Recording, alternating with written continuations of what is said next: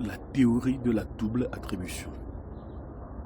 C'est un principe, c'est une philosophie selon laquelle le bien arrive à ceux qui ont fait du bien et le mal arrive à ceux qui font du mal. Mais est-ce que c'est vrai?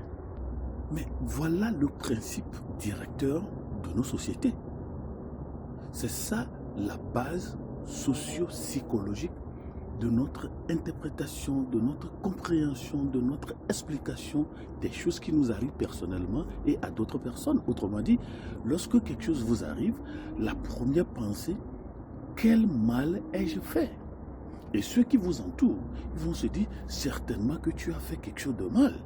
Et c'est comme ça qu'on a laudé nos mamans de tous les torts. Et votre fils, votre fille est ceci parce que vous, la maman, vous êtes ceci. Et c'est comme ça que vous êtes dans votre famille. Et comme Salomon pouvait le dire, un enfant éhonté est la honte de sa mère. Et quand il réussit, on félicite le papa. La théorie de la double attribution. Et si c'est le papa, on dit oui, il y a eu malédiction des pères sur 1000 générations.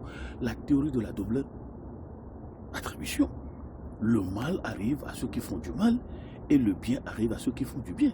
Mais est-ce que c'est vrai? Et c'est comme ça qu'on a écrit le livre de Job. C'est pour corriger cette mentalité, cette philosophie, cette sociologie, cette psychologie.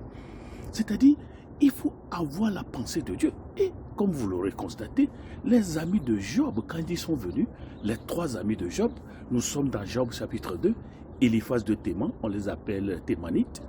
Vous avez Bildad de Shua, on l'appelle Chouite. Et vous avez Tsophar ou Zophar de Naaman, on l'appelle Nahamatite. Écoutez bien le nom, Zophar, Tsophar, c'est quelqu'un qui enflamme les choses, c'est quelqu'un qui met de l'huile sur le feu. Quand ils sont venus à Job, la diagnostic qu'on fait de votre problème, c'est parce que vous avez causé un problème. C'est parce que vous avez commis un péché. Il n'y a pas de fumée sans feu, on est d'accord. Mais tout problème n'est pas un problème. Tout n'est pas tout, mais tout est quelque chose, on le reconnaît. On peut avoir la conséquence d'un acte, mais la punition d'un acte n'est pas la punition de la vie. Job, qu'est-ce que tu as fait? Il fallait avoir fait quelque chose de mal pour que ce qui vous arrive. Mais c'est comme ça que nous pensons. C'est comme ça que nous pensons.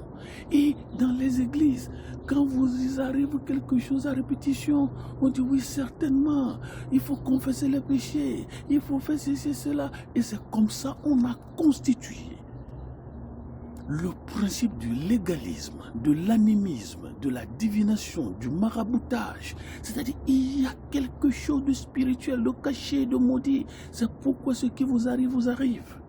Et, comme on nous l'a appris, quand vous allez chez un féticheur, c'est comme aller chez un médecin, il trouve toujours quelque chose. Et ce quelque chose, c'est que vous avez fait quelque chose du mal pour que le mal vous arrive. Mais Dieu a dit, vous avez ramassé ça où? Et c'est le populisme psychosociologique chez les Hébreux. Il faut avoir fait du mal pour que le mal vous arrive. Et dans le livre de Job, vous allez voir Job lui-même, il fonctionnait, il expliquait, il comprenait sa vie à partir de cette thématique. Mais je suis bien, et je suis pur, je suis le seul saint. Mais pourquoi ceci doit m'arriver? Et vous allez constater que c'est comme ça que Dieu l'a confronté à partir de Job 30 allant. Tu te dis pur. Autrement dit, tu veux dire que le bien que tu as eu, c'est parce que tu es bien, c'est parce que tu fais du bien. Et c'est comme ça que nous expliquons les choses. Si tu as le mal, ce qui t'arrive, c'est parce que tu as fait quelque chose. On harcèle les gens psychomoralement. Et ceci va continuer jusque dans le Nouveau Testament. Et Jésus, un jour, dans Jean 9, avec ses disciples, ont rencontré un enfant aveugle né. Et voilà, les disciples ont trouvé matière à jurisprudence. Étant entendu que le mal arrive à ceux qui font du mal, vu que le bien arrive à ceux qui font du bien, comment se fait-il que cet enfant est né aveugle? C'est parce qu'il a fait... Est-ce qu'on fait du mal dans le ventre de sa maman? Quand même. Mais c'est comme ça qu'on a programmé nos sociétés. Et c'est pourquoi quelqu'un a dit, la pensée collective, c'est la programmation mentale de la pensée. Nous pensons de la même manière. Ce qui t'arrive, t'arrive parce que tu as fait un mal. Quel mal? Les disciples lui demandent, un enfant né aveugle, mais il doit avoir fait quelque chose de mal. Ses parents auraient dû faire quelque chose de mal. Et Jésus a dit, non, non, non, non, non. Tout mal n'est pas un mal. Tout mal est une équation divine, parfois, pour confondre la sagesse de l'humanité. Et c'est pourquoi Dieu a dit, dans la Bible, il y a cette expression chez les Hébreux. Les pères ont mangé des raisins verts et les dents des enfants sont cassées. Dieu dit, vous avez ramassé ça où? Vous avez ramassé ça où? Autrement dit, ce qui arrive à l'enfant lui arrive à cause de son père. Et où est la responsabilité de l'enfant lui-même? Mais où est ma responsabilité divine? Dois-je tuer quelqu'un pour le mal de quelqu'un d'autre? Mais je ne fais pas ça. Mais la théorie de la double attribution, le mal arrive à ceux qui font du mal et le bien à ceux qui font du bien. Laissez-moi vous poser une question. Le bien que vous faites depuis là, même si on nous dit un bienfait n'est jamais perdu, le bien que vous faites depuis là, est-ce que ça vous a donné du bien? Et ceux qui font du mal, est-ce que vous ne le voyez plutôt pas évoluer de sorte que David a dit, n'envie pas le méchant, parce qu'il est comme une herbe qui sera coupée, séchée, jetée. Mais voilà comment nous interprétons les choses.